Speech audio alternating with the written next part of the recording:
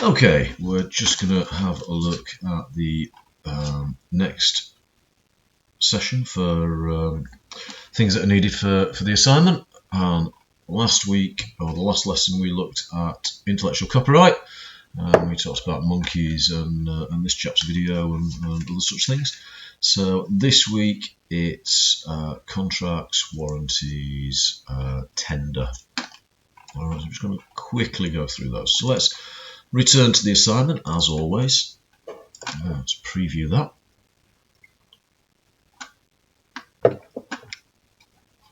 Okay.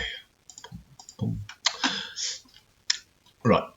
So here it says in relation to contracts and tendering. So the first thing we need to know is what do we mean by a contract? So that's an agreement between two parties. By party we don't mean party.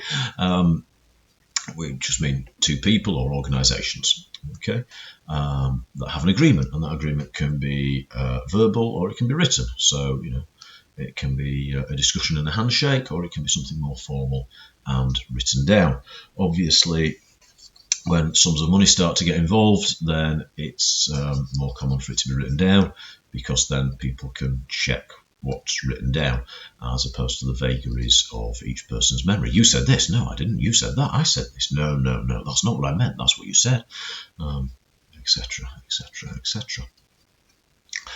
So that's a contract. What do we mean by tender? Right. Well, we don't mean kind, gentle, money, as in legal tender. So we don't mean any of those things in this particular context. It's more like offer. So a tender is an offer of goods or services. So if I was an engineering company and making things mostly out of steel, but we needed a plastic thingy, thingamabob, plastic thing for our next product, we'd go to a company that made things out of plastics, and we'd say, we need a plastic thingy. Can you do us a plastic thingy? This is what we're thinking our plastic thingy needs to look like, and the plastic company might look at it and say, "Oh, yeah, we can do that. Have you thought about doing this? If we do it that way, it'd be cheaper, or stronger, or if we use this material instead, that might suit your needs better." And then we go, yes, very interesting. And so we want a plastic thing. We want a plastic thing for our metal thing. So we contact 2, 3, 4 firms that make plastic things, and we say, "Can you do us a plastic thing?" So they will tender an offer to us. They will tender a bid. They will say, "Yes, we can do that." And the kind of things that we as the customer want to know is, what thing are you going to make for us? Because we've supplied an initial engineering drawing, but they're the experts in plastic. So we might want engineering drawings back from them. We would want a quote. We want to know how much it costs, because that's the bottom line, quite literally. How much does it cost? When can you deliver them by? What quality standards have you got in place? Are you ISO 9001 compliant? Do you have total quality management in place? Because we do. If you don't know what those are, we'll get to those in the next assignment. You might want reassurance of quality and quality systems. You might even want a referral from another company that's used them, so that they're not going to mess you around. Yeah. So these are things that you need. Yeah. Your specification. Yeah. Quote. So you might need specification, quality assurance, an engineering drawing, and a quote. You definitely need a quote for how much it's all going to cost. So that's a tender. The plastic company, or the plastic companies, plastic company 1, plastic company 2, plastic company 3, plastic company 4, would all submit a bid to say, "Yes, give us your money. We can do this for you, and here's what we provide. Here's what we can do when we can do it for you, and we're better than the others because we are." And that would be their tender. Quite important document, really, because it's bidding for business. Without business, you don't have a business. So that's exciting. So that's tendering. We've discussed what a contract is, and it's important to know what a contract is, because the next thing we talk about, what is breach of contract, and what are express terms and implied terms. So I don't know. My 10-year-old, I said to my 10-year-old, right, Pick your things up and put them in your room. My 10-year-old stomps upstairs and drops the things just over the threshold to his room.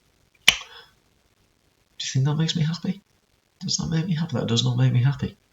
Because although he has fulfilled the letter of the expressed contract, put the things in your room, the implied terms of the contract were, put these things in your room and put them away.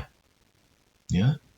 So, he could argue, quite reasonably that, he'd done exactly what I asked, but he'd not done what I wanted.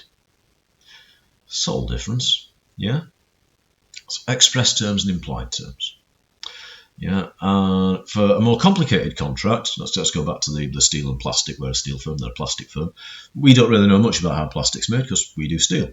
They know all about how plastic's made because they do plastic, but they don't do steel. So it might be that we have something expressed in our contract, but because they do things one way for plastic and we do things one way for steel, what we actually get isn't what we wanted because we didn't know to ask the question and they didn't know to tell us it was done differently. So is that an implied term? They've given us what we thought we asked for. Yeah, which happens. So, implied terms and expressed terms. Breach a contract. Well, you've not delivered. Yeah, most common ways you can breach contracts: you don't deliver on time. You try and charge more money than your original quote. You can't deliver the quantities. You don't deliver the quality that was agreed. As I said in class, my dad used to be a wood machinist, worked for a company that did shop fitting. So all sort of wooden panelling and things that you see in shops and stuff. That company made them. They had a job for Marks and Spencer's. And they provided all the wood as per contracts, machines and whatnot. And Marks and Spencer's took one look at it and went through it all and said, too much grain, not enough grain. Wrong colour, too many knots, not enough knots.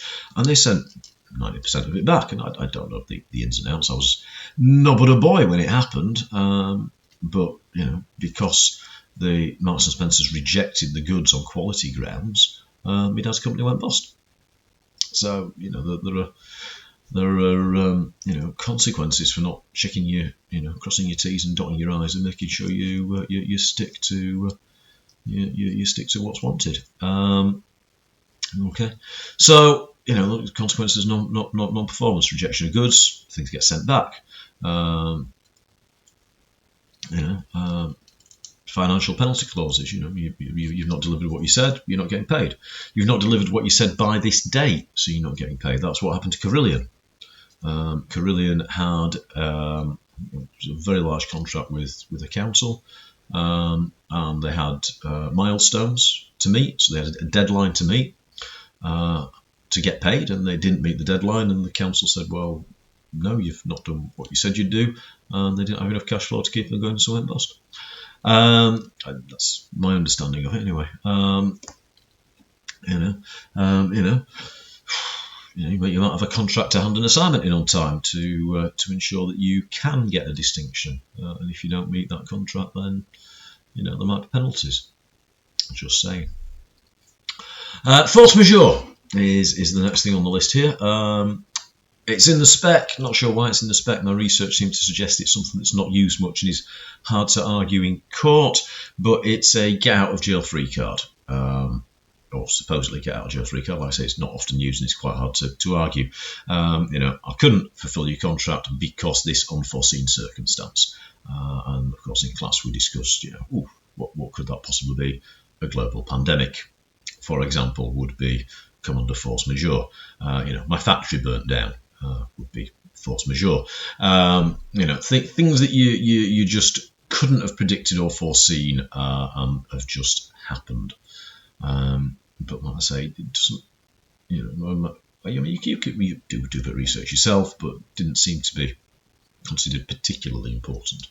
Anyway, it's in the spec, so there we go. What is a warranty, an indemnity, a guarantee, insurance? How do they differ? They're all rights and different types of contract when you buy things. Under the Sale of Goods Act in the UK, you have a right for a refund from the seller of the goods if the product doesn't last a reasonable amount of time. And it doesn't specify. It's not 1 year, 2 years. It's a reasonable amount of time. So, I think if you were feeling lucky, you could probably go back to the seller if your TV broke after 2 years and say, I want a refund, because it's not a reasonable amount of time. You would then have to prove to the seller that you had, that you had been using the TV reasonable use.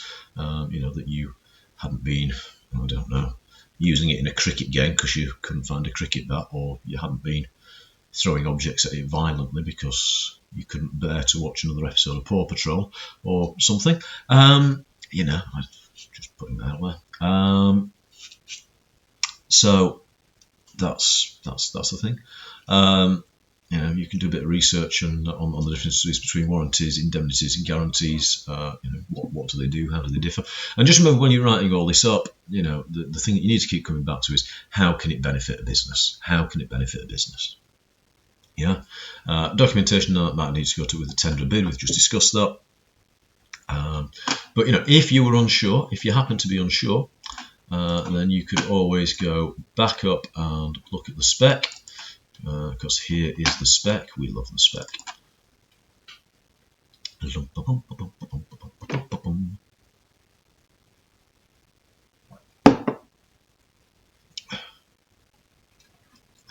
Section 8. Let's have a look at it all. Yeah, A2, documentation, drawings, estimates, quotation, specifications. So make sure you mention those, because it mentions it in the spec.